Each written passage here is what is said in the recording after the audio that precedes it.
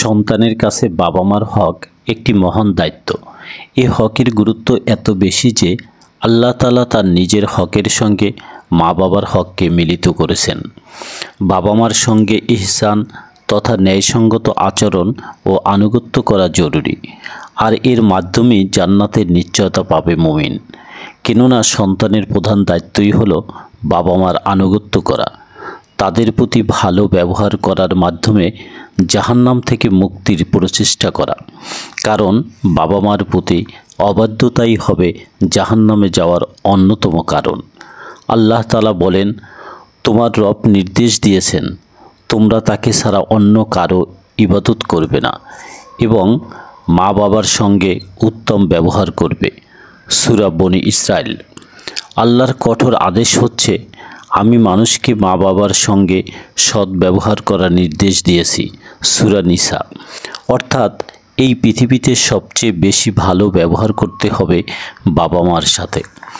অসংখ্য হাদিসে মহানবী সাল্লাল্লাহু আলাইহি ওয়াসাল্লাম মা বাবার প্রতি সন্তানের দায়িত্ব ও কর্তব্যের কথা বলেছেন, যেমন পিতার সন্তুষ্টিতে প্রতিপালকের সন্তুষ্টি এবং পিতার অসন্তুষ্টিতে আল্লাহর অসন্তুষ্টি। সুনানে তিরমিজি, হাদিস নং 1899। সুতরাং পিতামাতার অবাধ্যতা অমার্জনীয় অপরাধ। এই অপরাধের জন্য দুনিয়াতে বা মৃত্যুর আগেও এর শাস্তি দেওয়া হয়ে থাকে। মা বাবার সঙ্গে সৎ ব্যবহার করা নফল নামাজ, সদাকা, রোজা, হজ, উমরা এবং আল্লাহর পথে জিহাদ করার চেয়ে উত্তম। বৈধ কাজে পিতামাতার নির্দেশ পালন করা সন্তানের জন্য ওয়াজিব, আবশ্যক। নবীজি সাল্লাল্লাহু আলাইহি ওয়াসাল্লাম বললেন, আমি কি তোমাদের বলে দিব সবচেয়ে বড় কবিরা গুনাহ কি? তিনি এ কথা 3 বার বললেন। সাহাবায়ে কেরাম বললেন, অবশ্যই তা বলে দিন। নবীজি বললেন, আল্লাহর সাথে শিরক করা, মাতা পিতার অবাধ্য হওয়া। সহিহ বুখারী, হাদিস নং 2654, সহিহ মুসলিম, হাদিস নং 87। সারা দুনিয়ায় মাত্র 3টি জিনিস আছে যা দেখলে সওয়াব হয়, তা হলো কাবা শরীফ, কোরআন শরীফ ও মা বাবার চেহারা। রাসূলুল্লাহ সাল্লাল্লাহু আলাইহি ওয়াসাল্লাম ইরশাদ করেন, যখন কোনো সন্তান নিজের মা বাবার প্রতি অনুগ্রহের নজরে দৃষ্টিপাত করে, আল্লাহ তাআলা তার প্রতিটি দৃষ্টির বিনিময়ে একটি করে কবুল হজের সওয়াব দান করেন। বনী ইসরাইলের একজন ইবাদত গুজার লোক ছিলেন জুরায়স। তিনি এত বেশি ইবাদত করতেন যে তার ইবাদতের কথা গোটা বনী ইসরাইলের মধ্যে ছড়িয়ে পড়ে। একবার তিনি নফল ইবাদতে রত থাকা অবস্থায় তার মা এসে তাকে ডাকলেন। জুরায়স ভাবলেন, আমি কি মায়ের ডাকে সাড়া দেব না সালাত আদায় করতে থাকব? তার মা সাড়া না পেয়ে রেগে গিয়ে তাকে অভিশাপ দিলেন। তার মায়ের এই অভিশাপ আল্লাহ তাআলা কবুল করে ফেললেন, কারণ নফল নামাজ পড়া ও তা অব্যাহত রাখা অত্যাবশ্যক নয়, আর মায়ের ডাকে সাড়া দেওয়া ও তার আনুগত্য করা ওয়াজিব এবং তার অবাধ্য হওয়া হারাম। হযরত আব্দুল্লাহ ইবনে আমর রাদিয়াল্লাহু তাআলা আনহু বর্ণনা করেন, প্রিয় নবী সাল্লাল্লাহু আলাইহি ওয়াসাল্লাম বলেছেন, কবিরা গুনাহ সমূহের মধ্যে সবচেয়ে বড় হলো নিজের বাবা মাকে অভিশপ্ত করা। সাহাবায়ে কেরাম জিজ্ঞাসা করলেন, হে আল্লাহর রাসূল সাল্লাল্লাহু আলাইহি ওয়াসাল্লাম, কোনো লোক তার আপন বাবা মাকে কিভাবে অভিশপ্ত করতে পারে? তিনি বললেন, যে ব্যক্তি যখন অন্যের বাবা মাকে গালি দেয় তখন ওই ব্যক্তি তার বাবা মাকে গালি দেয়। হাদিসের বর্ণনায় এ বিষয়টি সুস্পষ্ট যে অন্যের বাবা মাকে গালি দেওয়ার অর্থই হচ্ছে নিজের বাবা মাকে গালি দেয়া, তাদের অভিসম্পদ করা। গুনাহের ক্ষেত্রে এটি কবিরা গুনাহ সমূহের মধ্যেও বড়। সন্তানের জন্য মায়ের দোয়া কবুলযোগ্য বলে বিশুদ্ধ হাদিসে বর্ণিত হয়েছে। মায়ের দোয়া আল্লাহ রাব্বুল আলামিনের কাছে সরাসরি কবুল হয়। সুতরাং সন্তানের জন্য বাবা মায়ের দোয়া কবুল হয়, এতে কোনো সন্দেহের অবকাশ নেই। যেমন এক হাদিসে এসেছে, রাসূল করিম সাল্লাল্লাহু আলাইহি ওয়াসাল্লাম ইরশাদ করেছেন, 3 প্রকারের দোয়া সন্দেহাতীতভাবে কবুল হয়। মজলুমের দোয়া, মুসাফিরের দোয়া এবং সন্তানের জন্য জন্মদাতার দোয়া। বার্ধক্যে উপনীত হলে তাদের বিশেষভাবে সেবা যত্ন করা প্রয়োজন।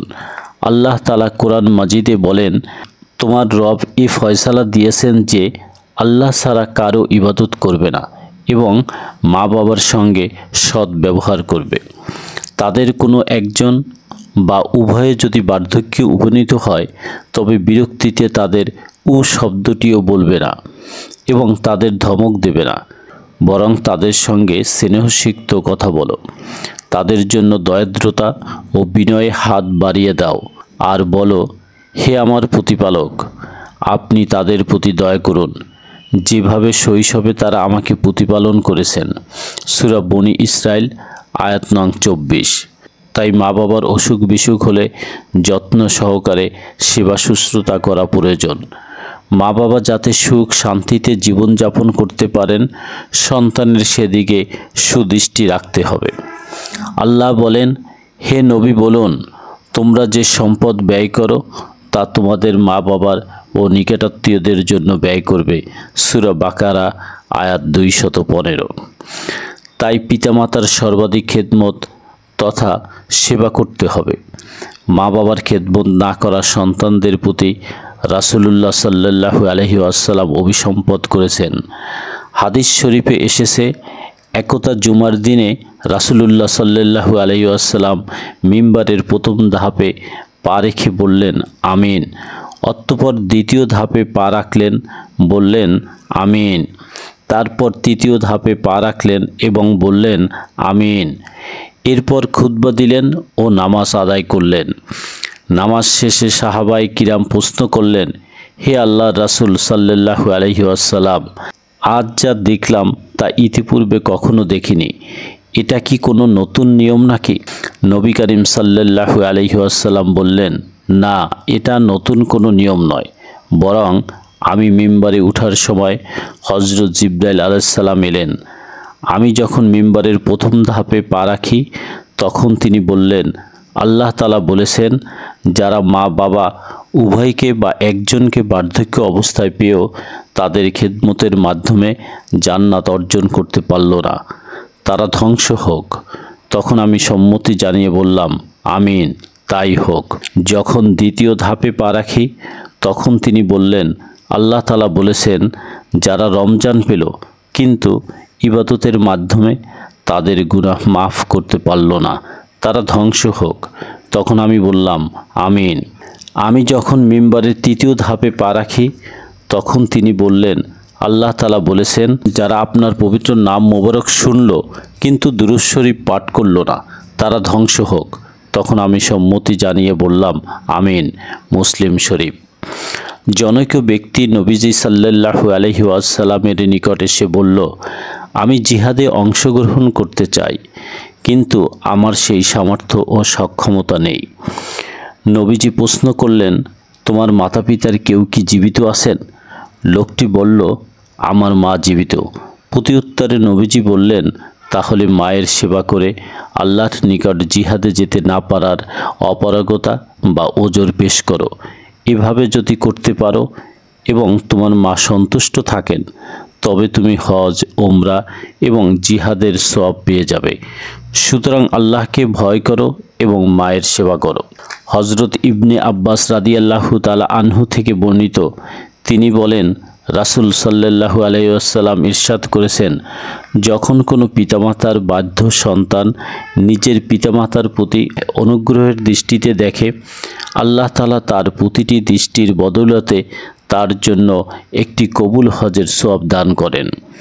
সাহাবারা আরজ করলেন, হে আল্লাহর রাসূল সাল্লাল্লাহু আলাইহি ওয়াসাল্লাম, যদি দৈনিক 100 বার দৃষ্টি করে? তিনি বললেন, হ্যাঁ, তারও। আল্লাহ মহান ও পবিত্র। মা বাবার মৃত্যুর পরও সন্তানের জন্য থেকে যায় অনেক দায়িত্ব, কারণ একজন মানুষ যখন মারা যায় তার সব আমল তখন বন্ধ হয়ে যায়, কিন্তু নেক সন্তানের দোয়া মা বাবার জন্য পরকালেও গুনাহ মাফের উসিলা হয়। তাই তাদের দাফন কাফনের পর তাদের ওয়াদা, ওয়াসিয়ত এবং ঋণ থাকলে তা পরিশোধ করা এবং তাদের জন্য সর্বদা দোয়া করা সন্তানের একান্ত কর্তব্য। এছাড়া মা বাবার আত্মীয় বন্ধুদের সঙ্গে ভালো ব্যবহার করা এবং আত্মীয় স্বজনের সঙ্গে সুন্দর ব্যবহার করাও সন্তানের কর্তব্য। আল্লাহ তাআলা মুসলিম উম্মার সব সন্তানকে নিজ নিজ বাবা মার প্রতি যথাযথ দায়িত্ব পালন করার তৌফিক দান করুন। বাবা মার অবাধ্য হওয়া থেকে বিরত থাকার মাধ্যমে জাহান্নাম থেকে মুক্তির তৌফিক দান করুন। বাবা মার খেদমত ও ইহসানের মাধ্যমে আল্লাহর রহমত পাওয়ার তৌফিক দান করুন। আমিন।